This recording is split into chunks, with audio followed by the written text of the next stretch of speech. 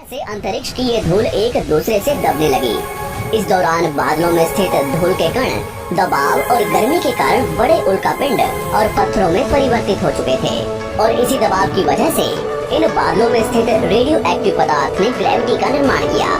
इस ग्रेविटी के कारण बीच में हाइड्रोजन और हीलियम इकट्ठा होने लगे। बीच के इस भयंकर दबाव के कारण एक विशाल विस्फोट हुआ और इसी विस्फोट के कारण हमारे सूरज का जन्म हुआ। अंतरिक्ष में फैले एस्टेरॉयड यानी क्षुद्र ग्रहों में भारी वजन की वजह से सूरज के करीब आकर सूरज की परिक्रमा करने लगे।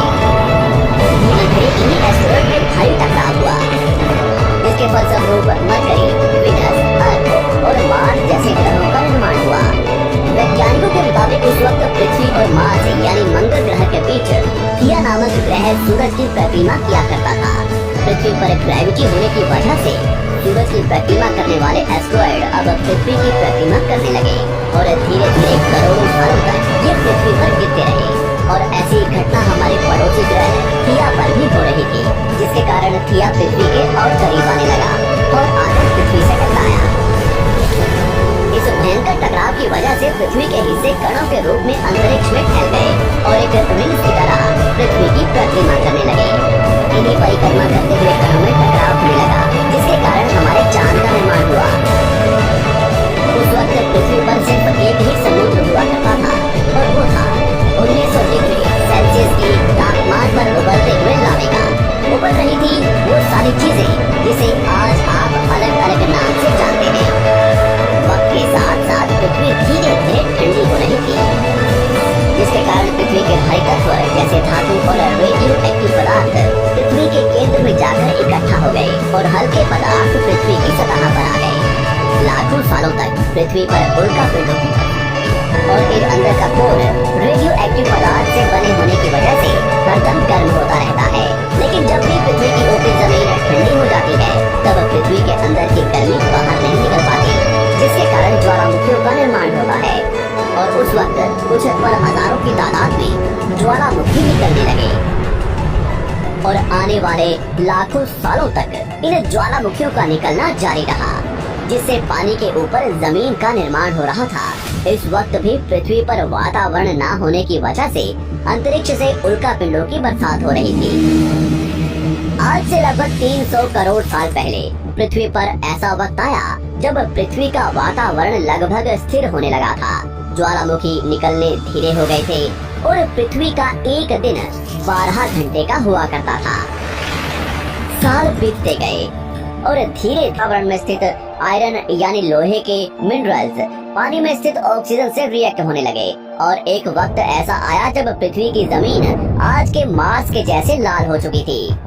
वक्त बीतने के साथ साथ धरती की टेक्टोनिक प्लेट्स में दरार होने लगी, जिसके कारण पृथ्वी के अंदर का लावा जमीन की तरह कई लाखों सालों तक खुला उबलता रहा। और यही वो कारण था जिसके कारण पृथ्वी के वातावरण में कार्बन डाइऑक्साइड की मात्रा बहुत बढ़ गई और पृथ्वी पर एसिड की वर्षा शुरू हो गई।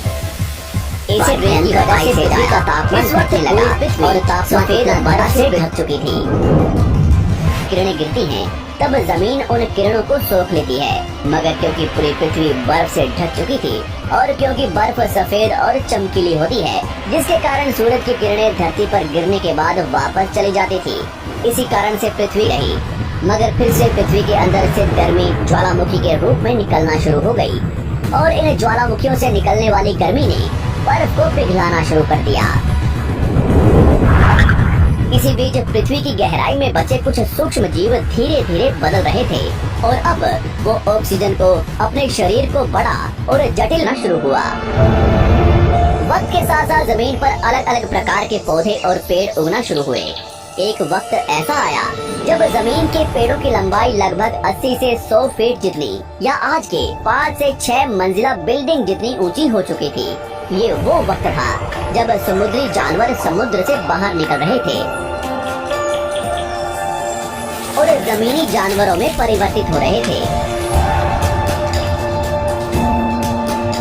धरती की ज्यादातर जमीन एक जगह इकट्ठी हो चुकी थी, जिसे आज हम पैंजिया महाद्वीप के नाम से जानते हैं। पृथ्वी का वातावरण और तापमान लगभग स्थिर हो चुका था और अब करीब 21 से 23 घंटे का दिन हुआ करता था। अब समुद्री जीव पानी से बाहर रहने लगे थे और वातावरण के हिसाब से उनके शरीर का रंग रूप बदल रहा था। धीरे धीरे ये जमीनी जानवर डायनासोर्स में परिवर्तित हो गए। जिन डायनासोर्स ने पेड़ पौधे खाने शुरू कर दिए, उनका शरीर लंबा और विशाल रूप से विकसित होने लगा। कुछ डायनासोर्स शिकार किया करते थे, जिसके कारण वे छोटे और तेज होते चले गए।